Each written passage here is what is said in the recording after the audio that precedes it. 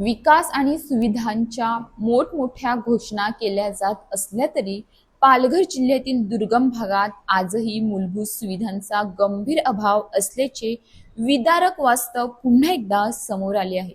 वाडा तालुक्यातील अंबरभुई येथील मामनशेत पाड्यावर रस्ता नसल्यामुळे एका गंभीर चिमुकलीला कुटुंबियांनी भर पावसात काळोख्या रात्री चादरीची डोळी करून तब्बल 3 किलोमीटर पायी वाहून रुग्णालयात नेल्याची हृदयद्रावक घटना घडली। बामशेत पाड्यात राहणारी तनुजा किरण कदम ही 4थी शिकणारी विद्यार्थिनीची प्रकृती चिंताजनक असल्याने तातडीने उपचाराची गरज होती।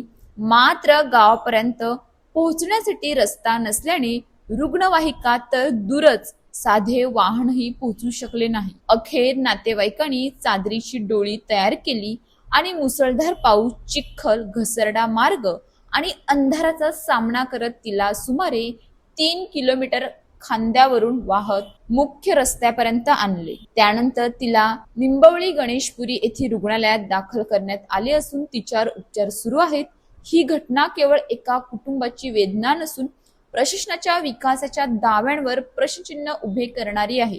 बामनशेत पाड्यावर आजही पक्का रस्ता नसल्याने एखादा रुग्ण, गर्भवती महिला किंवा वृद्ध व्यक्ती आजारी पडल्यास त्यांना अशाच प्रकारे डोईतूनच बाहेर काढावे लागते।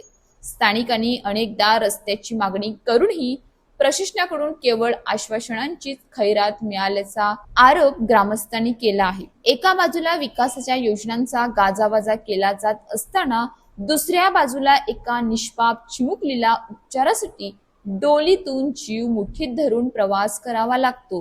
ही बाब अत्यंत संतापजनक असून दुर्गम भागातील नागरिक अजूनही मूलभूत हक्कांपासून वंचित असल्याचे या घटनेतून स्पष्ट झाले आहे। ज्या गावात रुग्णवाहिका पोहोचत नाही त्या गावात विकास पोहोचल्याचा दावा फोल ठरतो। बामनशेतला तातडीने सर्व हंगामी रस्ता उपलब्ध करून देणे ही केवळ विकासाची नव्हे तर नागरिकांच्या जीविताच्या हक्काची गरज आहे। अशाच ताज्या बातम्यांसाठी आमच्या न्यूज पोलीस रिपोर्टर चॅनलला लगेच सबस्क्राईब करा आणि बेल आयकॉन दाबायला विसरू नका।